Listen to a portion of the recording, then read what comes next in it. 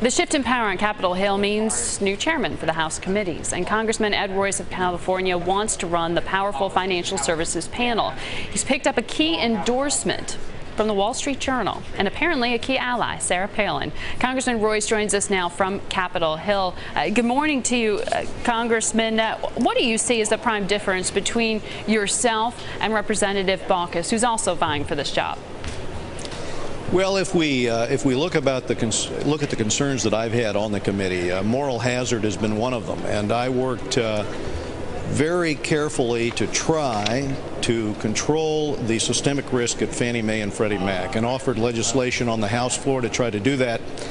My colleague and I were on the opposite side of that debate, and along the way, I think the systemic risk concerns that I have that come out of moral hazard don't just apply to issues like the problem we saw with the government-sponsored enterprises. It also includes my concerns about the Consumer Financial Protection Bureau and the way in which we've set that up, where the safety and soundness regulators, the prudential regulators, do not have a final say on these safety and soundness issues. Instead, it is the CFPB that makes these decisions. Again, creating in the system with Dodd-Frank the opportunity for moral hazard. I've seen in the past what happens when we don't address moral hazard, when we don't listen to the prudential regulators. I've tried to listen to them and enact legislation to address these concerns. That's where my focus is. Well, I'm glad you mentioned some of the other things that financial reform will bring to bear. It's viewed on the street that because Republicans have the House here, they'll control the purse strings, right? So are you supportive of some of the funding towards issues that will affect derivatives, hiring staff at the CFTC, getting more people working at the SEC to help regulate and carry through some of the changes that Frank Dodd put in place? Let's start with the SEC, because I've long been a critic of the culture at the SEC, and with the case with Markopoulos arguing before us and trying to lay out the over-lawyered nature of the SEC, the way in which those with practical experience in the market were shut out of the process.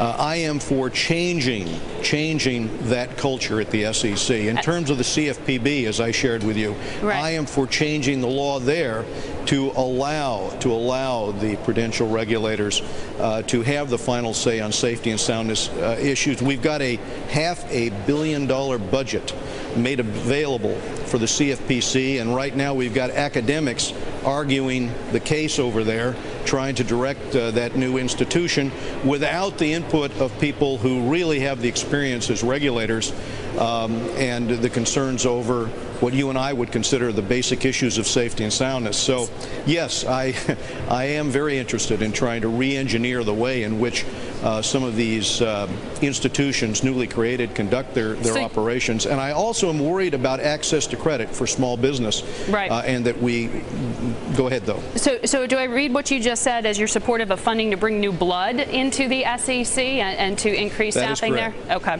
I want to ask you about this debate that's literally being had globally today about quantitative easing. Ben Bernanke doesn't like it to be called that. But give me your view here. Are you in the Sarah Palin camp that says basically this is dangerous money printing? Well, I'm in the camp of the president of the Richmond Fed and the Kansas City Fed and Minneapolis, Dallas. Within the Fed, the camp that is concerned that this is just printing money.